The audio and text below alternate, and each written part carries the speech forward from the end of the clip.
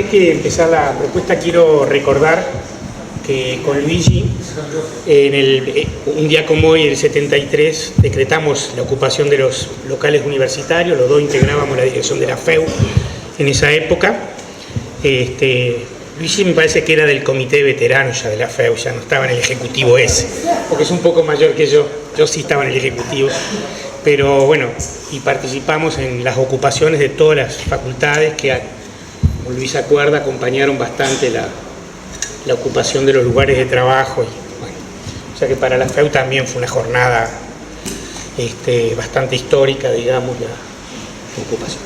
Bueno, ahora sí, voy a intentar, como decía Joselo, plantear el esquema de la rendición de cuentas, pero previamente me gustaría recordar, a ver si... ¿cuál era la propuesta presupuestal? O sea, recordar qué fue lo que discutimos en el presupuesto el año pasado y lo que en la mesa representativa que aprobó este documento llamó el dilema presupuestal, es decir, cuáles eran los recursos que eran necesarios para llevar adelante las propuestas, y las propuestas están ahí, recordamos rápido, ¿no? El 6% del PBI para la educación, los recursos de ACE, el sistema de cuidados, asignaciones familiares, y luego la propuesta salarial de acompañar el crecimiento salarial con el producto, la reincorporación del salario vacacional, digamos, ¿no? La vieja aspiración, y las inversiones en transporte y obras públicas y en vivienda.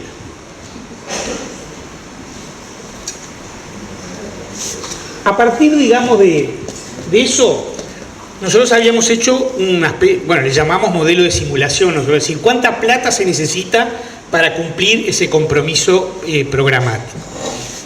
En su momento, los que recuerdan esto van a ver que los números ahora cambiaron un poco, porque eso estaba hecho con las proyecciones de crecimiento económico de la ley de presupuesto.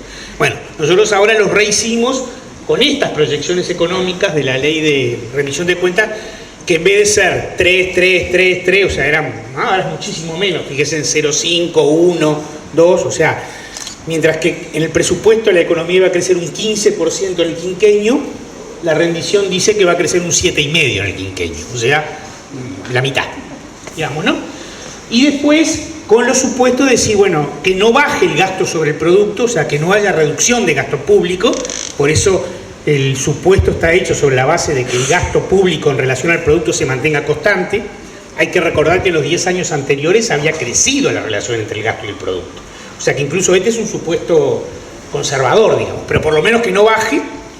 Bueno, y después asumimos que el gobierno ha planteado en la rendición de cuentas reducir un punto el déficit fiscal y lo contamos en esta cuenta.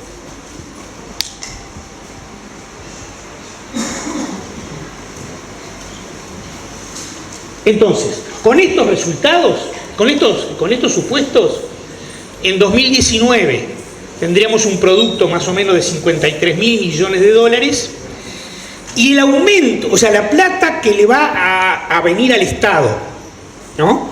Del 2017 al 2019, o sea, a partir de la próxima rendición de cuentas, simplemente como resultado del crecimiento son 900 millones de dólares. O sea, el dinero que el Estado tendría si no aumenta los ingresos tributarios para financiar estos objetivos presupuestales, ¿no? El 6%, son solo 900 millones de dólares. Si además se pretende que se reduzca un punto el déficit fiscal, no el punto de esta rendición de cuentas, porque si ustedes miran la rendición de cuentas van a ver que hay un punto que lo reduce esta rendición y un punto más hasta el final de 2019, en realidad son 2 puntos. Bueno, ese punto cuesta 500 millones de dólares, o sea que la plata disponible que el Estado tiene para financiar sus compromisos programáticos son 400 millones de dólares. ¿Se entiende esto? Sí. Bien. Y entonces, bueno, ahí después ustedes van a tener material, así que olvídense miren toda la cuenta. Lo que importa es el final. Para financiar todas estas prestaciones, el 6%, los cuidados, el aumento salarial, el salario vacacional, se necesitan 2.381, o sea, 2.400 millones de dólares. Si le restamos los 400 que que ya existen, si se cumplen las proyecciones de crecimiento económico, el dilema presupuestal, o sea, lo que faltaría para poder llegar al cumplimiento son 2.000 millones de dólares.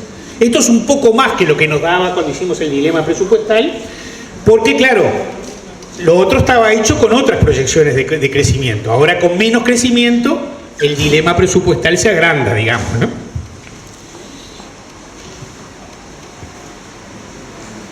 Para esto, en función de ese dilema presupuestal, repaso, porque después las vamos a retomar en la revisión, habíamos hecho estas propuestas tributarias. El aumento del IRAE del 25 al 30%, recuerden, el IRPF categoría 1 son las rentas del capital, ¿no?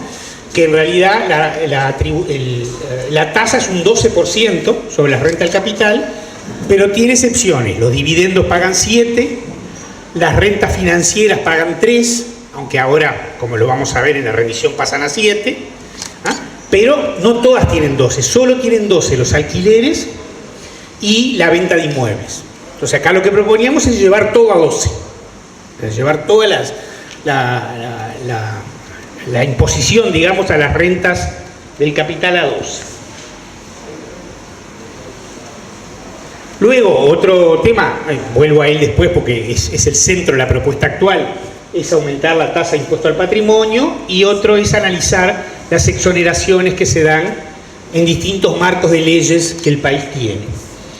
Que acá simplemente para recordar, estas son las exoneraciones que hoy existen. Bueno, hoy es 2013 porque la última información que la Dirección Impositiva publicó, el último análisis de ellos se llama técnicamente gasto tributario, ¿no? O sea, porque son tributos que no se cobran, o sea, que le generan un gasto al Estado. Y ese cálculo está yo tomé las exoneraciones que son básicamente al capital, porque acá también en exoneraciones está el IVA, que también tiene exoneraciones, pero bueno, esas son exoneraciones positivas, digamos, ¿no? O sea, ¿no? Que los productos de primera necesidad tengan 10 de IVA y no 22, favorable, digamos, al poder de compra de los trabajadores. Me refiero a las del capital. Bueno, ahí la suma, como ustedes ven, da unos 1.400 millones de dólares, o sea, 2,5 puntos de producto, y básicamente tienen que ver o con el régimen de promoción de inversiones o con el régimen de zonas francas, ¿no? O exoneraciones de distinto tipo, más la puse ahí porque si bien no es mucha plata, me pareció que era significativo para el debate que hoy se está dando sobre los impuestos, que a las instituciones de enseñanza privada, ¿no? Que como ustedes saben no pagan aportes patronales a la seguridad social y tampoco pagan ningún tipo de impuestos, porque se les aplica el artículo 69, creo, ¿no, Mario?, de la Constitución, que es el que exonera a toda la educación de cualquier tributo. Sin embargo, la ANEP sí paga aportes patronales a la seguridad social, ¿no? Es la misma situación que se da en ACE, ¿no? Que las mutuales no pagan aporte patronal. Bueno, y finalmente también en aquel momento decíamos que era posible usar reservas. Esta obviamente lo tuve que adaptar porque la transparencia de aquel momento decía 8.000 millones de dólares de reservas disponibles, ahora ya quedan 3.500, porque se fueron gastando reservas para que no creciera demasiado el tipo de cambio, digamos, ¿no? Se fueron vendiendo reservas para contener la suba del tipo de cambio. A nosotros nos parece bien, o sea, no nos parece, en realidad, nos parece bien que se usen, que no se dispare el tipo de cambio. Lo que no nos parece bien, así lo hemos dicho en algún documento, es que para sostener el tipo de cambio sea lícito usar reservas y para invertir por única vez no sea lícito. O es lícito o no es lícito, ¿no? O sea, o son intocables o no son intocables, digamos, ¿no? Bien, ahora sí voy a la... esto simplemente era la comparación, o sea, esto lo hicimos, ahora voy a la rendición. ¿Qué es lo que plantea esta rendición de cuentas? Esta rendición de cuentas se plantea reducir 500 millones de dólares, o sea, 1 punto del producto, el déficit fiscal. Y lo hace con 350 millones de los 500 es por aumento de impuestos y 150 por reducción de gastos. Así se componen los 500 millones. Dentro de los 350 millones de impuestos, el grueso es IRPF, que va a recaudar un adicional de 283 millones, Lo que sigue es el IAS, que son 18. A eso hay que restarle 40 millones de dólares, que es lo que se estima que se va a perder recaudación por la baja de los 2 puntos de IVA. Obviamente los puntos de IVA son mucho más que 40 millones de dólares. Lo que pasa es que solo se aplica a las transacciones electrónicas, digamos, ¿no? Y se estima que esos son más o menos el 15-20% de las transacciones totales y por lo tanto eso daría una pérdida fiscal de 40 millones. Estas 3 primeras cifras son bastante rigurosas en cuanto a cómo están calculadas. Nosotros, lo de IRPF es un simulador que permite calcularlo, lo del IVA más o menos también. Después proponen 100 millones de dólares por una serie de cambios en el impuesto a las rentas a las actividades empresariales. No se acepta la propuesta de aumentar la tasa, ¿no?, que llevarla de 25 a 30 daría unos 250 millones de dólares. Y lo que se propone es una serie de cambios que yo llamaría instrumentales, digamos, ¿no? O sea, son cambios en el IRAE de mecanismos que se habían aplicado mal y habían permitido evadir una parte del impuesto y ahora se corrigen. Es decir, dicho medio en broma, habían posibilitado a los contadores que hicieran hacer las declaraciones de tal manera que se pagara menos de IRAE. Entonces, por ejemplo, las utilidades no distribuidas se van a gravar siempre y cuando no se demuestre que se distribuyeron, que se invirtieron. La pérdida fiscal que se pasa de un periodo a otro, en vez del 100% se va a poder dejar solo el 50%, o sea, es una serie de cambios instrumentales. Todo eso da 100 millones de dólares. La verdad es imposible estimar, y cuando la central se reunió con el gobierno, ellos mismos dijeron que esta era una estimación gruesa, pero que además muy influida en los primeros años, porque con esto de las utilidades no distribuidas van a ir hasta el 2007. Si todo lo que no se distribuyó desde que empezó el IRAE con dividendos se va a considerar impositivo. Entonces va a haber, capaz que hay mucho ahora porque son 6-8 años en los que se va a aplicar retroactivamente impuestos, pero después va a ser lo de cada año. O sea, no va a haber más un acumulado, así que capaz que son 100 millones ya este año, pero esa no es una cifra sostenible. Bueno, y esto muestra simplemente cómo es la propuesta de IRPF. Esta es la propuesta final, ¿no? ¿Se acuerdan ustedes que hubo una primera propuesta que cambiaba a partir de 33, después pasó a partir de 50, ¿no? Se eliminó el 15 que del régimen vigente pasaba a 18, se eliminó ese 18, se dejó en 15 y luego bueno, esos son los aumentos de tasas, los que efectivamente quedaron finalmente.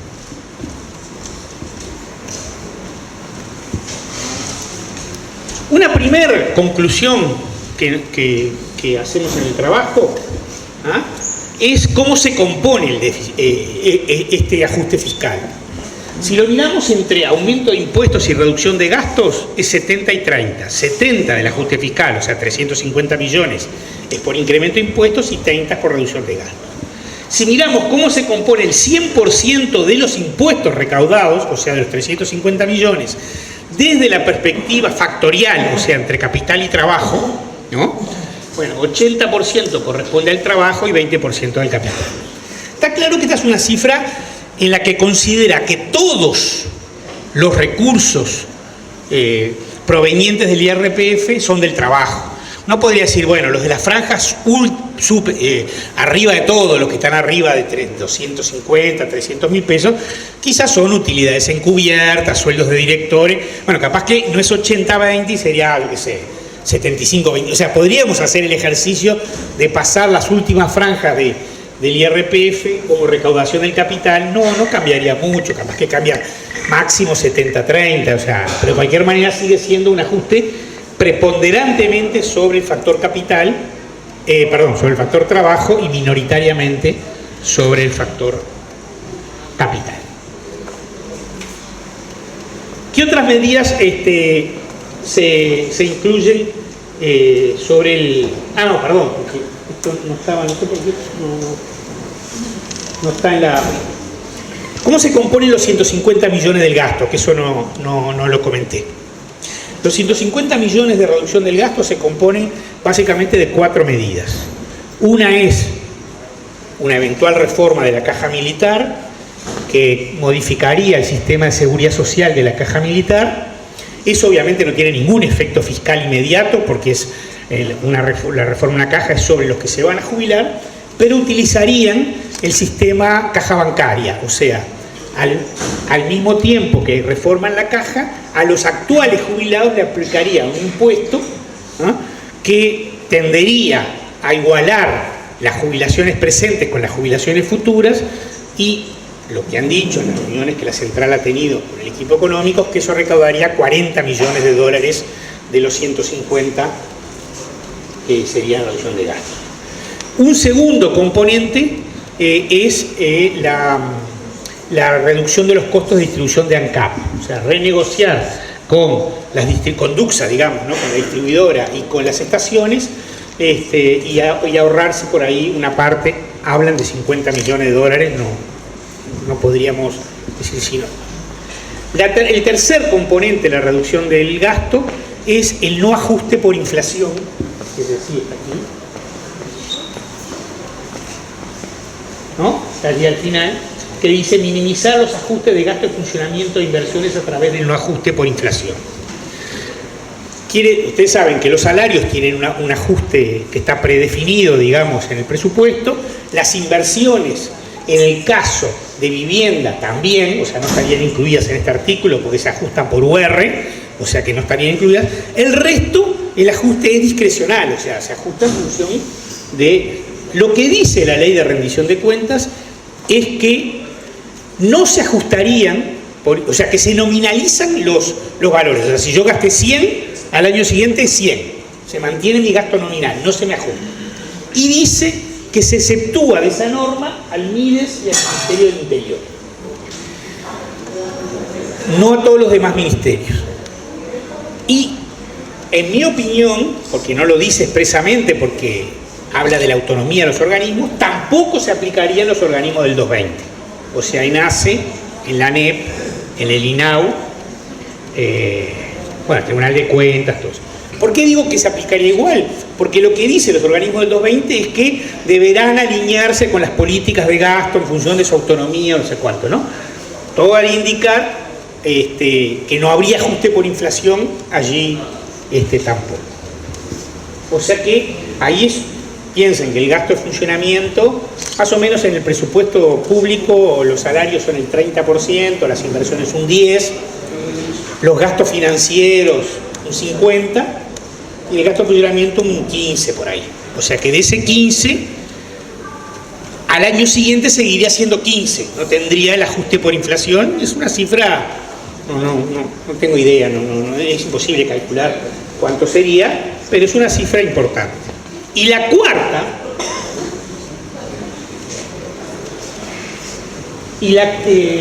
cuarta propuesta sobre reducción de gastos es lo que la rendición llama el diferimiento del gasto, y nosotros llamamos reducción de gastos, porque en realidad lo que se dice es una serie de gastos que estaban previstos para el año 2017 no se ejecutan, ¿no?, y se postergan para 2018. Cuando en la reunión que tuvo la central se le preguntó si eso significaba que en 2018 se iba a dar la partida del 2017 y la partida del 2018, dijeron que no, salvo que no hubiera partida para el 2018. Por ejemplo, en el caso de Vidapitá, que son 100 millones de pesos, no había previsto para el 2018. Entonces ahí, en ese caso, sí es una postergación. En todo lo demás es simplemente que programas que iban a empezar en 2017 empiezan en 2018. O sea que efectivamente es una producción.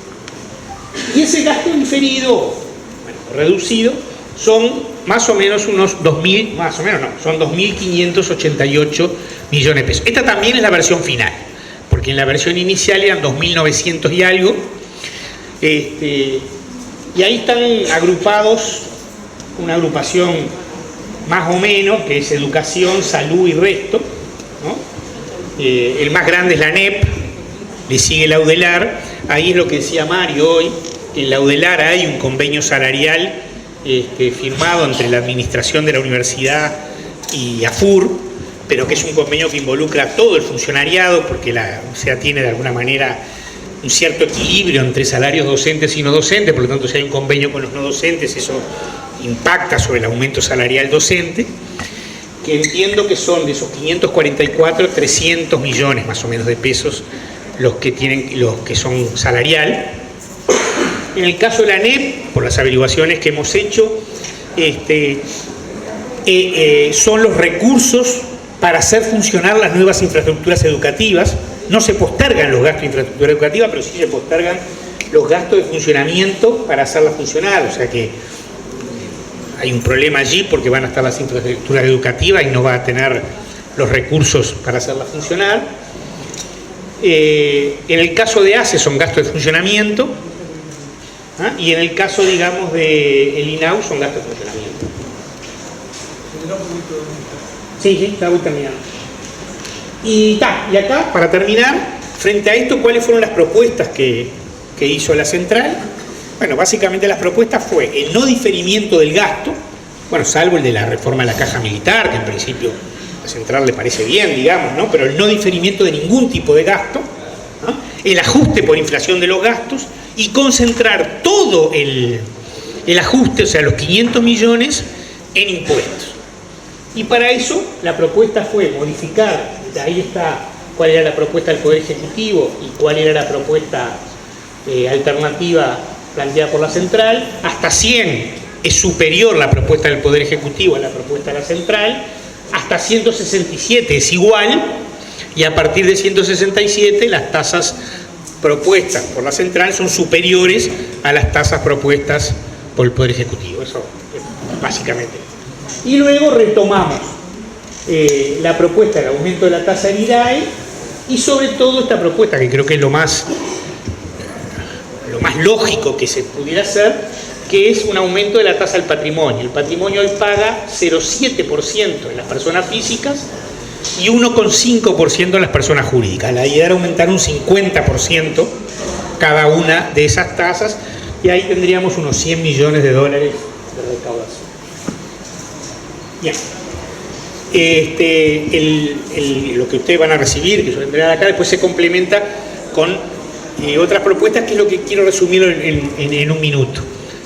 Esto no resuelve el problema, porque aún cuando el ajuste se hiciera con esta alternativa, el hecho, digamos, de que haya una constricción del gasto, que no se ajuste por inflación, y además esto complementado con la evolución de los salarios, que tenía un cuadrito allí para mostrar cómo la evolución de los salarios reales todavía creciendo viene en baja, o sea, hay un decrecimiento del crecimiento, digamos, de los salarios, impacta sobre el mercado interno. Al impactar sobre el mercado interno, impacta sobre las ventas, al impactar sobre las ventas, impacta sobre la recaudación, al impactar sobre la recaudación, vuelve a ser necesario un nuevo equilibrio fiscal, digamos, ¿no?